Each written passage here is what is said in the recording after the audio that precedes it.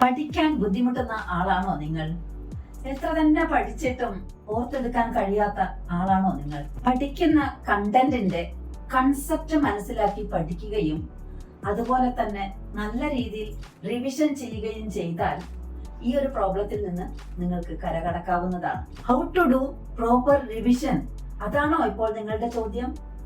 Yes, അതിനുള്ള ഉത്തരമാണ് ഞാൻ ഇന്നിവിടെ നിങ്ങളോട് പങ്കുവെക്കുന്നത്. എന്നും ഒരേ സ്ഥലത്ത് ഇരുന്ന് പഠിക്കുകയും പഠിക്കുമ്പോൾ കൺസെപ്റ്റ് പൂർണ്ണമായും മനസ്സിലാക്കുകയും ചെയ്യുക. പഠിക്കുന്ന കണ്ടന്റിന്റെ കൺസെപ്റ്റ് മനസ്സിലാക്കി കഴിഞ്ഞാൽ കണ്ണുകൾ അടച്ചുകൊണ്ട് കോൺസെൻട്രേറ്റ് ചെയ്ത് റിവിഷൻ ചെയ്യുക. റിവിഷൻ ചെയ്യുമ്പോൾ നിങ്ങൾ പഠിച്ചിരിക്കുന്ന കണ്ടന്റിലുള്ള കീ പോയിന്റ്സ് വിഷ്വലൈസ് ചെയ്യുക.